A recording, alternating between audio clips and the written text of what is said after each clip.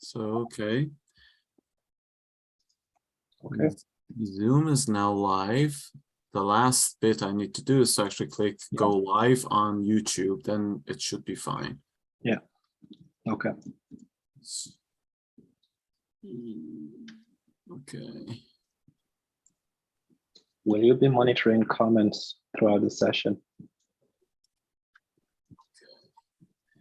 Right. I think you'll be monitoring comments throughout the session. Right. I think you'll be monitoring comments. Yeah, sorry. It was a little bit of echoing happening, but I think we're live now. Sorry, what did you ask, Khalil, again? I was asking if you'll be monitoring comments. Yeah. If there are any. Absolutely, yeah. I can actually send you the link if you want. I mean, if you want to also keep an eye on, if you want, this is also available for sure, you. Please do. Yeah, just sent you a link on Zoom. So if you want to also take a look, that'll be great. We already have one attendee, Ali. Welcome. All right, great. Oh, nice. So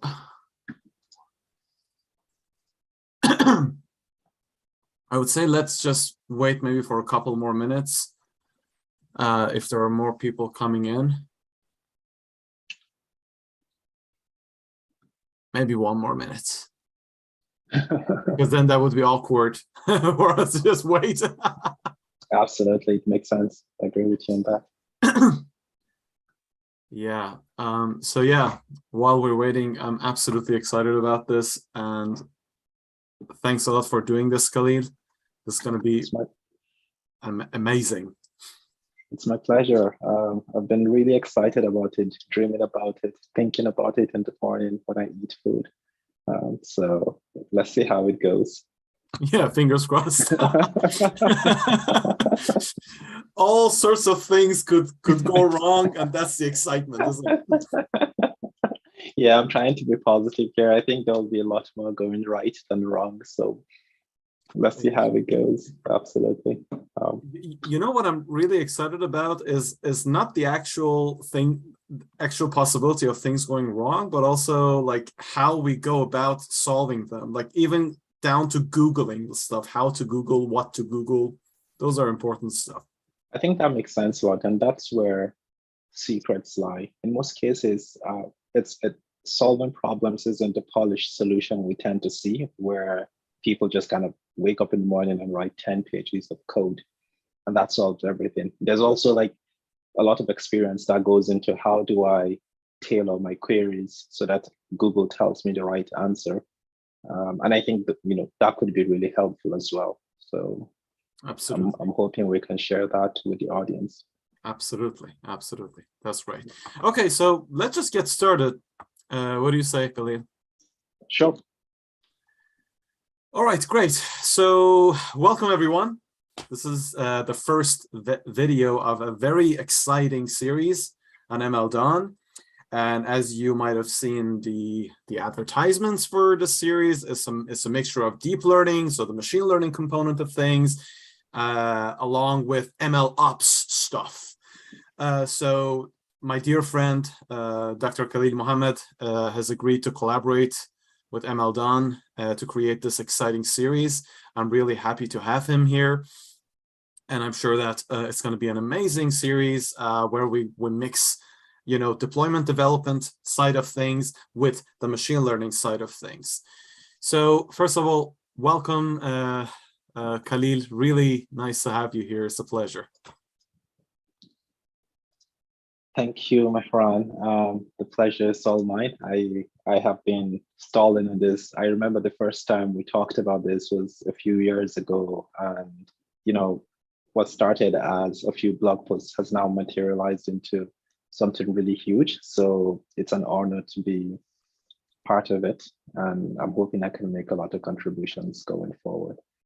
That's great. Thanks for being with us. So yeah, today, as the thumbnail of this series suggests, is going to be about a little bit of introduction about ourselves as the presenters of the series, as well as some of the learning objectives that you could expect from the series from both machine learning side of things and the ML ops side of things. So without further ado, let's just get started. So Khalil, could you just give a little bit of background about yourself, your expertise, what you're interested in, and so on and so forth? Sure. So I am an applied data scientist at the moment, which means I tend to apply all that I've learned in machine learning and data science into solving problems. And generally, my focus would be building and maintaining machine learning models for e-commerce companies. So this would be companies that sell stuff on the internet. And then we build solutions like churn models, lead scoring models, just stuff that makes businesses run smoother and make more money. In the past, I worked as a postdoctoral researcher focusing on federated learning, and that spanned for about 2 years, a very interesting phase of my life. And my interest generally in research would hover around personalization and discovery systems, in particular recommender systems, where I did my PhD in. Now, prior to all that experience in research and applied data science, I lived a very colorful life as a software developer, where I was building line of business applications for oil and gas companies, for hospitals, and just kind of like business agencies as well. Now, because I have transitioned so much between what had started from software development into research, and then now into kind of applied data science, that had driven my interest into machine learning operations, so just ML ops in general. So that would be my strong suit. And in a nutshell, that's why I'm right now an ML ops focused applied data scientist. It's a mouthful, but it works for us. So yeah, that's me.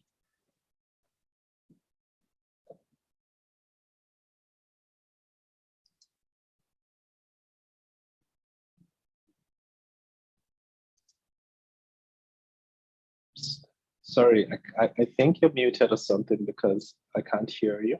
Yeah. Oh, sorry. It's one of the curses of Zoom. No, I thought you were cursing me. It's like, I'm going to mute this and say, this guy is such a sucker. No. I know people make that mistake. It's a common one. I'm just joking. Yeah, you'd think after 2 years of using Zoom, you wouldn't make this mistake again, but always happens. Yeah, thanks a lot for the intro. So before I switch to a sort of, explaining about my own background, you mentioned federated learning. Could you just very briefly explain what that is? Sure. So if you've been following what's been happening on the internet, or if you've had this annoyance where you log onto a website and every single website tries to tell you to agree to cookies or not, tells you about privacy or not. What led to that is a drive by the European Union to ensure that people's data remain private. And as a consequence, it means if businesses collect data from people over the internet or for whatever reason, then the citizens of EU or other countries as well can have a say about what happens to their data. Now, that's a weird way to start explaining federated learning. I know, I'm getting there. So a regulation was passed some years ago, and that regulation was that people should have more control over their data. And because machine learning models in general feed off data, that regulation had a cascading effect on how machine learning models are built. It meant that many machine learning models will not have the luxury of pulling data to the organization that is responsible for training the machine learning model. So federated learning spawned out of that need. And federated learning in a nutshell is a means of training machine learning model in a way that does not involve pulling data from users to a central system. Rather, it involves sending a copy of the model over to the user, and then the user trains on a portion of that data, and then they send the updated model back to a central place. So you can imagine that it's a distributed way of training a machine learning model in sort of a federated setting. That's amazing. Yeah. I know we can talk about this for hours, but unfortunately we can't. I have to switch to the next section. But yeah, I remember that I had a big sort of discussion with Angus at the Insight Center in UCD about whether we could actually retrieve the data by using the model, but computing the gradients and going. But anyway, yeah. It's a topic for maybe for later. Absolutely.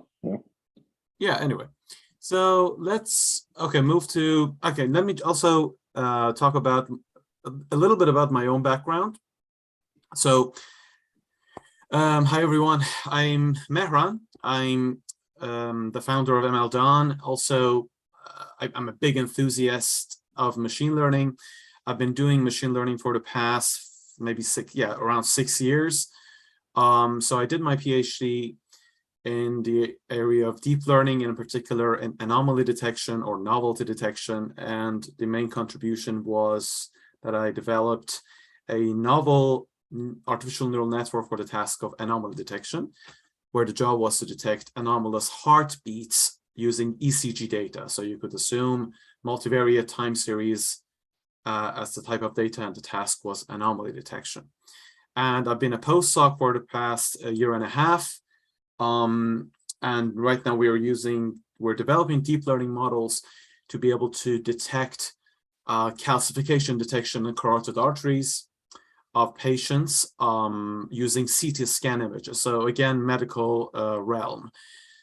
And recently I've developed a massive interest in the intersection of neuroscience and machine learning, which is, I think, an unbelievably and undeniably exciting area that I haven't learned a lot about it yet, but that is where I'm going to. So that is a very sort of brief background about myself. And one of the main important things that we need to do as the presenters of this exciting series is to also talk about what we ourselves are gonna sort of are hoping to get out of it, as well as later on talk about the learning objectives for you guys who are watching out there, wherever you're tuning in. So I'd like to ask Khalil, like what sort of, let's say the learning objectives for yourself. Are you hoping to get anything out of this yourself other than, presenting about and teaching about MLOps? Yes, absolutely. I would like to know like the secret of life. It's one of the reasons I'm here. But anyway, I'm no, I digress. Yes, so Mehran has been my go-to person since his PhD period for deep learning related knowledge, and I've just not had enough time to siphon as much information as I would love to from him. So this is, one of those opportunities. But to be very specific, what I want to get out of this is, I know PyTorch has become really famous in the past 5 years thereabout, giving TensorFlow a run for its money.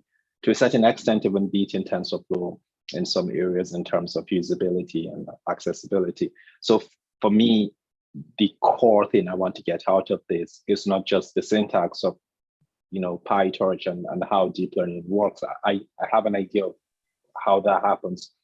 What I want to gain from here is sort of an end-to-end knowledge of how it's being used in real-life projects beyond lab work. So, the secrets, the optimizations, the efficiencies, you can juice out of it. I'm hoping to get all of that from this bit. And there's just a lot around deep learning frameworks also, and deep learning in general, that one could gather from. So being able to understand the API is half of it. Do you understand the difference between, convolutional neural networks and recurrent neural networks, and what sort of optimizations should you be doing at code level? all these kind of questions, I intend to bombard Mehran with them going forward, not because I want to test his knowledge. I'm confident about that. What I intend to do is to gather as much knowledge to fill the gaps that I have in mind. So that's my main goal for this session, hopefully, or just kind of the series of videos that will come out from this. Okay, great. I'm really happy that you have so much faith in my knowledge. Yeah, we're rooting for you, to get one of those Nobel Awards, Benji and the rest. So yeah, let's see how that goes. Right. Okay. You talked about bombardment with questions. Okay, back at you. Now, what am I expecting to get out of this? Yeah, what are you supposed to, or what are you hoping to get out of it? Yes, there's a list, actually. So actually, so in our current postdoc project, we have an actual separate team who's responsible for integrating the modules, the machine learning modules that we develop on our local machines. They're responsible for integrating those individual modules into a massive platform where these components talk to each other, and they keep talking about, integration related terms such as CI/CD, Helm charts, continuous integration, continuous deployment. And I keep nodding along, but I don't really understand why, what those things are. And it's rather annoying to me that I have no idea how these things happen beyond my local machine. So one of the things that I'm really excited about to get out of this particular series is to learn about the development and deployment side of things, to learn about how to collaborate with someone else or some other team members to develop machine learning modules and version control mechanisms that Khalil is a master of, Git stuff. That I'm really looking forward to get fluent in those technologies as much as possible. So I will bombard Khalil with loads of questions on this for sure. And one more thing that was very interesting to me was that I was recently offered an interview at University of Oxford, and one of the things that they were looking for in an applicant was can you develop a software? How good are you in developing softwares, and how good are you in collaborating on a particular software with a team? Now, with that question, I didn't have much to offer other than saying that I know how to use Git on a very basic level, and I realized that was a very let's say a very prominent weakness on my resume. So I'm really hoping to get a lot out of Khalil when it comes to MLOps stuff, deployment, development, version control, and so on and so forth. So really excited about this. Cool. Bring on the questions. Feel free to bombard me with them. But yeah, nice. Actually, before we move to the next part, which is the learning objectives for our audience at MLDon, I'd also like to mention that there will be many times during this series that a question might come up that Khalil or myself might not know the answer right off the top of our heads.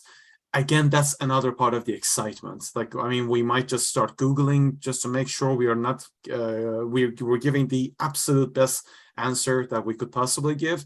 Now, should something come up that we don't know the answer to, it's no bother. We can go do our research and sort of provide the answer in the next live session. So it's going to be very casual and organic and very natural series that we're hoping to present to you guys in the next God knows how many sessions ahead. So yeah, the next thing, as I said, is going to be the learning objective. So Khalil, insofar as MLOps, what would you say the learning objectives would be for our audience? So what I mean by that is, at the end of the last episode of this series, what could they say that they know, the skills that they've obtained after having watched this series?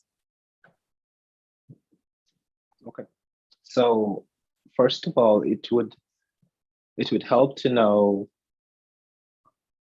the base of our audience, just kind of like what their skill sets are, and what they know so far. Because if I know what you know, you that are viewing at the moment, it will be easier for me to tell you precisely what gaps would fill your sessions can fill in your understanding. And just to add also, to help us gauge how effective our sessions are, feel free to ask as many questions as possible as well. So the bombardment doesn't have to be between me and Mehran alone. It also should come from you. So the more questions, the better we can tailor these sessions to benefit everyone on board.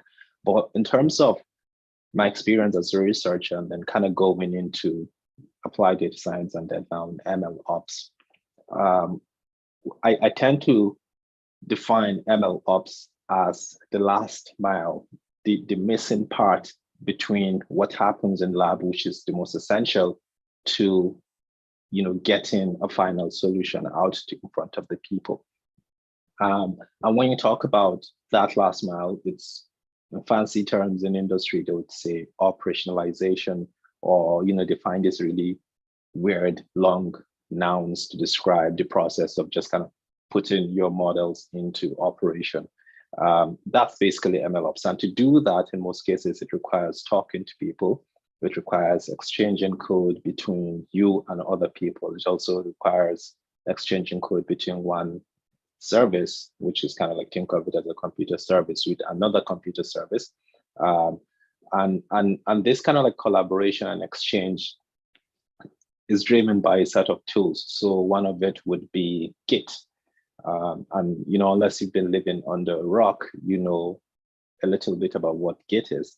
So what we're showing is not going to be a tutorial about just the basics of Git, but how you use Git, the good practices of Git, the tricks, and just kind of like getting you to that place where if you find yourself in a team of machine learning engineers, data scientists, software engineers, and you need to communicate and share resources with each other, which is code or asset files or whatever, you will be comfortable enough because you've followed through our videos.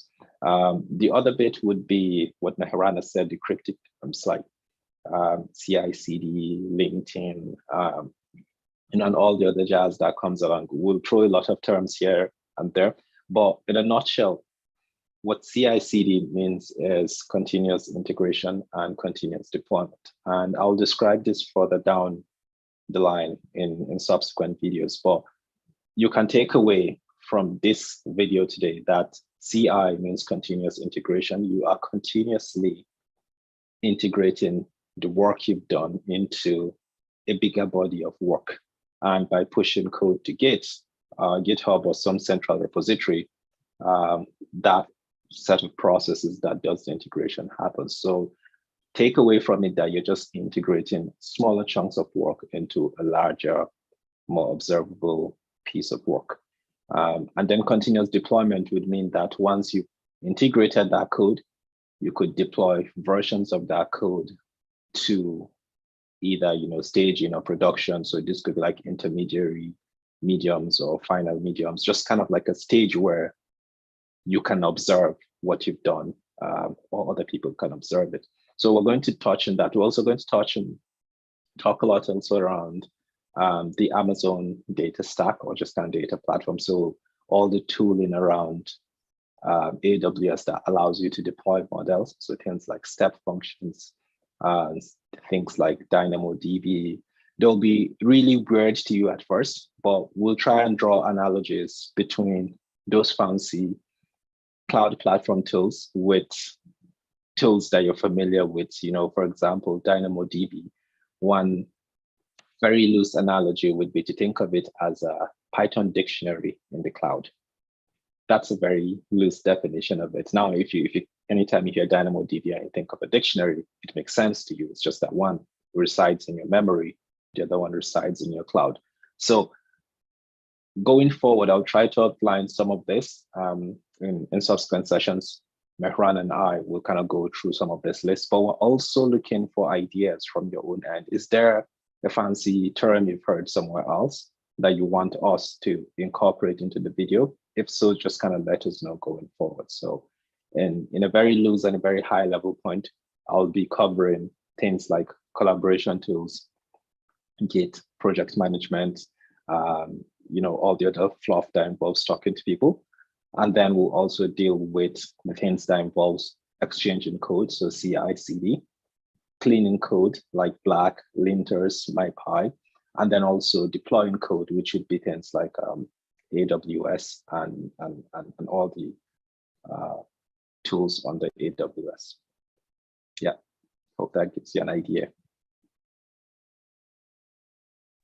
Great, thanks, Khalil. So would you say at the end of this series, from the MLOps side of things, people would be able to collaborate with one another and could get comfortable with version controlling for sure, to maybe work within a team of, say, 5, 10, let's say 20 people, and would know how to keep track of the progress of a project. And if they were asked to join a team to develop a like a platform, a software platform, would you say at the end of the series, if an individual were to follow this properly, the entire episodes, they would be in a good position to to start a job with those objectives in mind? Absolutely. So think of this as a mini internship in a company that does end-to-end machine learning development. So, not just building models, but deploying models. So yes, you will learn how to communicate with experts and teammates and colleagues. You will learn how to communicate with other people outside. So hopefully if there's any research that involves bringing a third party on board, we will consider that going forward.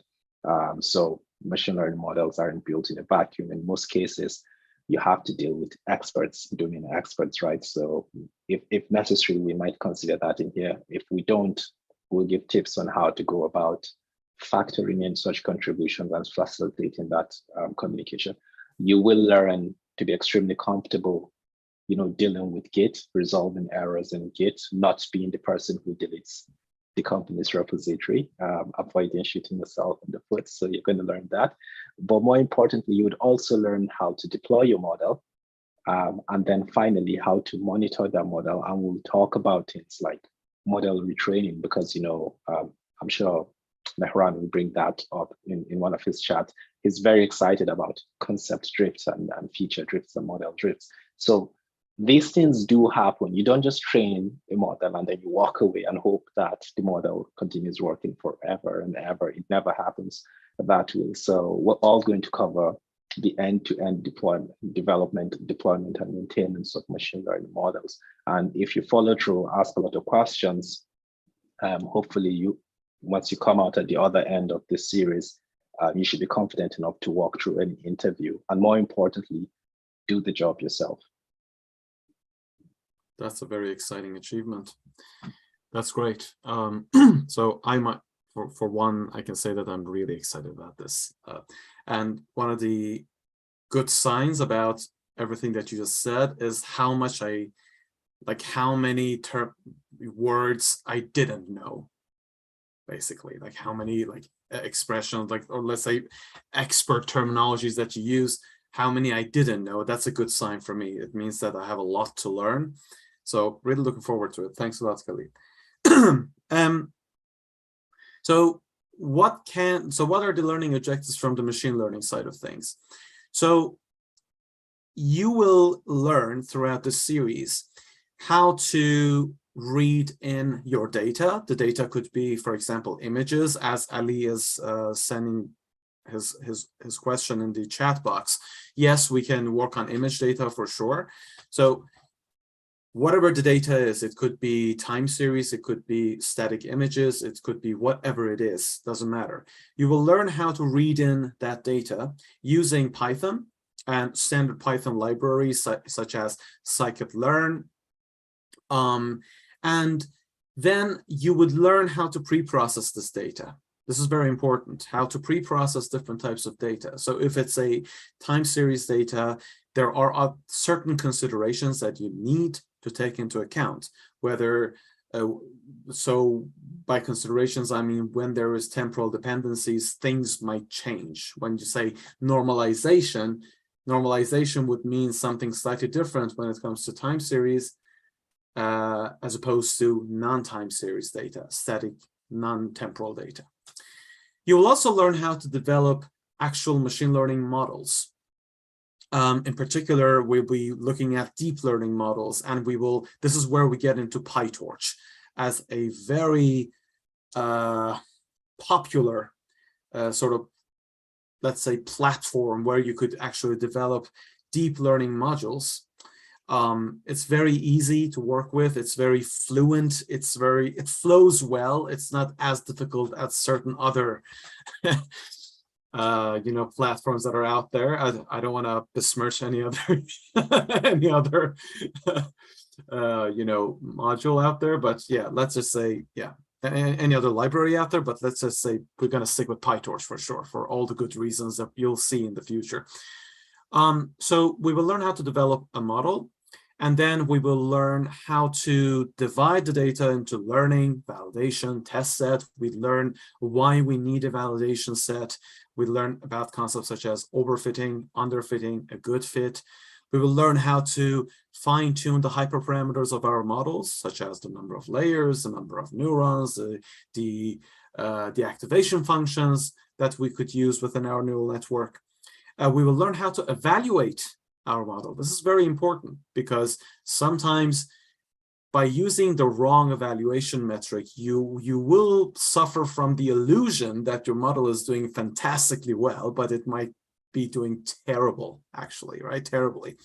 So we'll learn how to do that as well, choosing the right evaluation metric, and how to design, this is very important, how to design a machine learning experiment in a proper way so that you could actually trust the final results that you will get out of your machine learning algorithm. It's very important. So methods such as cross-validation will come up, and how we can actually do cross-validation. So at the end of this series, what I'm hoping for all of you to get out of the series from the machine learning side of things is that I want you to get comfortable with working with PyTorch. Grab any type of data you want, read it, design a proper experiment, and develop a proper model, or machine learning, or say deep learning model, that could be trained and tested properly. And I'm hoping that you'll learn how to evaluate your model and report the results properly. Okay, so that would be the learning objectives from the machine learning side of things. And as Khalil mentioned, we are also open to your ideas, to your feedback, insofar as what should be covered in the machine learning side of things as well. For example, Ali in the chat box is asking about image processing algorithms. So any other type of data, we are open to it. So I think we will, we actually talked about this with Khalil, we will send out a poll insofar as to understand what kind of data type would you guys rather for us to develop our models on, whether be it image, time series, sensory data, be it sound, whatever it is. There is also one other possibility that we are sort of flexible on, and it's the type of model that you guys would like us to work with. For example, would you like to see an autoencoder, a convolutional autoencoder, an MLP, a generative model, for example, or a non-generative model, whatever have you. So there are possibilities out there that could result in equally exciting projects. And also, last but not least, would be the actual task that we will be performing while developing these models. And by task, I mean, are we gonna, for example, do regression? Are we gonna do classification? Are we gonna do time series forecasting? So these are all options that we have on the machine learning side of this project. And we will distribute a poll out there. So we will take into account your votes. So make sure that you will vote, and we could actually, consider your feedback, and then hopefully come up with a design that would serve the quality of the project, but also would employ your feedback as our audience at MLDON into consideration. Mithias Vent has left a comment. So this series couldn't have started better for me. Yeah, okay, that's good. I'm currently 3 weeks into a deep learning course at my university, and we have just begun to use PyTorch. That's great. I'm happy to hear that. Yeah, so that would be the learning objectives from machine learning side of things. I'd say it might be a good idea to also talk about maybe short discussion, Khalil, right now about the roadmap. Like, for example, like what's gonna come up next. I mean, I think I covered everything. I'm not sure, but if I've missed anything, would you like to add anything with that? No, I think you've been quite elaborate enough. I think what's missing right now, or what's the natural next step, would be to decide on a roadmap. I think a good objective, if we do this correctly, would be that every session you leave much better than you were when you started, but more importantly, you kind of have a very clear idea where we're going with all of this, and it keeps you engaged and informed throughout. So just like a real project would involve a roadmap, it will involve a few evaluations upfront to see whether it's fit for purpose. I think, Mehran and I had talked about this, but we want to build the roadmap collaboratively, which means we want to build it in the open. We would have this idea set out in Git because, in GitHub, sorry, because, we're trying to promote collaboration, and we want the videos to be as much driven by your ideas as it is by our own knowledge and our ideas as well. So we will be developing a provisional roadmap, which kind of outlines the key objectives going down the line, but it will be available on GitHub. And if you're familiar with how to send pull requests or how to log issues, we will leave it open for a bit, hopefully, so that we can incorporate your ideas or your wishes into the roadmap, and then we can seal that roadmap in a few days, and we can get started in that. So the natural next step would be starting a roadmap, but prior to that, hopefully we'll try and send out a poll to get an idea on what sort of model it is, and then we'll deliberate on the interestingness of the options that we're presented with, because some models are just a walk in the park, and there isn't any challenge in there. Others might be really complicated, and when you think about deploying them, it's just a nightmare. And at the end of the day, what you take away from this will be a nightmare, but not the learning experience. So we're looking for that sweet middle spot that kind of keeps you excited, keeps us going, and makes this worthwhile for everyone. So the roadmap is essentially it going forward. What I love about this idea is that the mechanism of getting feedback from our audience is actually through them knowing how to work with GitHub. That's a very lovely idea, actually. Yeah, I do suppose, though, for the few of them that are online at the moment, I suppose everyone knows how to work with GitHub, right? If you can't, just, there's no shame in that, but just let us know. And maybe we'll consider an alternative option, like a Google Doc, a shared Google Doc. That's a no-brainer. You click on a link, you add stuff to it, and you move on. So whichever one works for you is fine by us. But the idea is to encourage the use of these collaborative tools, because you'd find very well that once you leave your labs and you get into companies, there's a certain expectation that isn't taught in labs or in school, and you're expected to just kind of hit the ground running. So if you get familiar with these tools and we go back and forth, the beauty of it is you could also contribute to it. So let's say, I know it will never happen, but let's say Mehran misses a multiplication and he writes an addition symbol instead of a multiplication. You could completely just kind of change that and make his model work better. And the clout that comes from that is really high because you're going to get like a shout out here. I'm sure he's going to acknowledge that. So be part of the process. It's very important for us going forward. Yeah, that's a very good point. The fact that these collaborative sort of settings would come in handy, whether you want to work in the industry or you want to be a researcher in university, because nowadays there are so many projects that sort of beg for the collaboration between industry and academia together.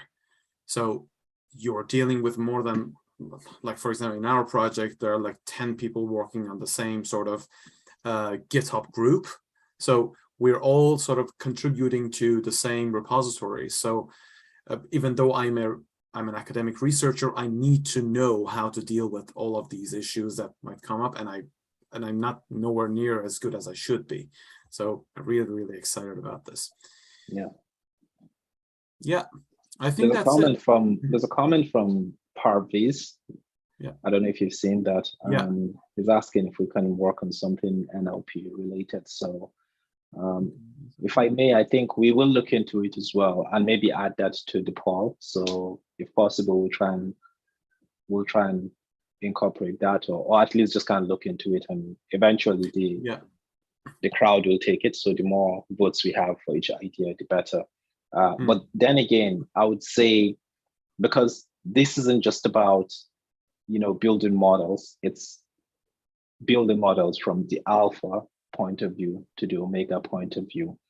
If at the end of the day we decide to go with the AI assistant or with the image processing algorithm, or for some strange reason, something entirely different like a recommender system, I would still urge you to hang around to get a new idea of how things are done, because you could easily draw parallels between most of these ideas. So if there's a lot to be shared between building CNNs and dealing with transformers, but there's also a lot to learn when you think about deployment, where it's either you're dragging an image into a website so that it gets you similar images or tells you the classification, and then also typing something into a website. Technically, it's still the same interface, it's still the same black box from an MLOps perspective. But then, we still have embeddings or features stored somewhere if necessary. So there's still a lot of parallels. The point I'm trying to make is, regardless of the model we choose, there's still a lot to take away from these sessions. So try and hang on. Yeah, there's another comment in the chat box from Mariam. It would be great if you could work on multimodal data, text, image. Yeah, absolutely. Multimodal analytics is another exciting idea that we could put in the poll. That's the challenging part. There are so many exciting and great ideas out there, and it's really tough to sort of pick one. But speaking of picking one, I think that maybe a good approach, and I just thought about it now, maybe a good approach is to think about the application, and then we could, let's say, for example, text image analytics, right? For example, here we could use, NLP modules as well as image processing modules to do the task of classification, right? One interesting thing here is that as we develop these machine learning models, what we could do is we could have the settings and the directories and the relationship between the modules in such a manner that we could later on easily plug in other different types of models into the entire setting. So a setting such that adding models would not be that difficult.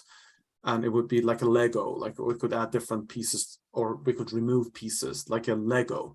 Would that be like doable, Khalil? Yes, I think I've been fortunate enough to see different MLOps settings around different types of models. There are some that have been carefully crafted in such a way that they are somewhat model agnostic. And the difference would be whether you want to do scoring, which is another fancy word for inferencing, whether you want to do that in real time or you want to do that in batch mode. So batch mode being you compute all the predictions beforehand and then you serve them afterwards. Or more concretely, let's assume we're classifying cats or dogs. Batch inferencing would be you've gotten like 50 cat pictures and then you do them behind the scene and then save them so that in the future, if someone uploads a similar cat, you're simply just serving a pre-computed prediction. While in real time, so sort of like online inferencing, the point where each cat image is uploaded will be the point where you're kind of passing it through your model, waiting to kind of get predictions out and then sending it back. So those are the two places where you find MLOps systems tend to differ. But if we do this well enough, then to a certain extent, it will be model agnostic. And if it's not, what we can do is we can extend it going forward. So we start with something simple that works to illustrate the point, and then we'll consider it to be a real life scenario where we're faced with an addition to our model or with an additional model that we need to plug in that works side by side with it. How can we transform our existing system to adapt to that? So I think it's a very interesting challenge, and I think we're up for it going forward. That's great. Yeah, makes sense. Yeah, so in the upcoming days, Khalil and myself, we will think about designing a proper poll for you guys to take part in, and then we can decide where to go from there. So as I said, this is the exciting part about all of this, and it is that it's not some prefabricated sort of practiced sort of, you know, design. It just grows organically, and that's very interesting. And it's going to be highly interactive. So please do make sure that you will interact with us through all the means that we'll provide in the future. Also, if you have any questions, any comments, this video would be available on MLDon after the recording has finished today. And you can leave your questions, comments, and feedback in the comment section down below as well. And please do make sure that you will like, subscribe, and also share this video so that more people would be aware of this exciting series, so that more people could benefit from this. Before we continue, there's another comment. How frequently will you have these streams? That's again another good question. My suggestion is that for now, before we fully understand what we're dealing with, how much of a big project we're dealing with, my suggestion is that this will still stay as a once a week episode, but once we understand what we're dealing with, we can plan accordingly. What do you think, Khalil? I think it's very spot on. I think 1 week is a very reasonable cadence to stick with. So we will start with it on a weekly basis. And if there's a change to that schedule, we'll try and announce that very quickly within the session, or maybe, you know, on Twitter or whatever platform you're on. But we'll try to maintain the weekly frequency going forward, just a video at times. And there might come a point in time where things get really excited and we push out 2 or 3 videos a week. But we haven't gotten to that point yet. So the ideation phase right now involves a lot of blocking calls, which is a fancy word of saying a lot of inputs from you and from other sources as well. So that would just, you know, insist, or that would make it necessary for us to go on a weekly frequency. So yeah. Makes sense, absolutely. All right, folks. I think we are hitting 48 minutes now. Into the stream. So I think I'm done with everything I wanted to talk about. Khalil, do you have any last words that you want to add, or are you good? A phrase, not a word. Spread the word and try and attend as frequently as you can as well. Just spread the word. The more, the merrier. Thank you for showing up today. Yeah, that's great. Thanks a lot, folks. Also, just wanted to put this as a last word here. On my right hand side, you can see the link to the Twitter and Instagram of MLDon as well. So we will be posting stuff there as well. So yeah, do follow us, do join, do subscribe so that you'll be in on everything that will happen hopefully in the future. So yeah, that's about it. Thank you very much for attending today's session, and many thanks to Khalil for joining us today, and looking forward to the collaboration. It's a Thank you. pleasure. See you soon. See ya. Peace. Yeah. Bye.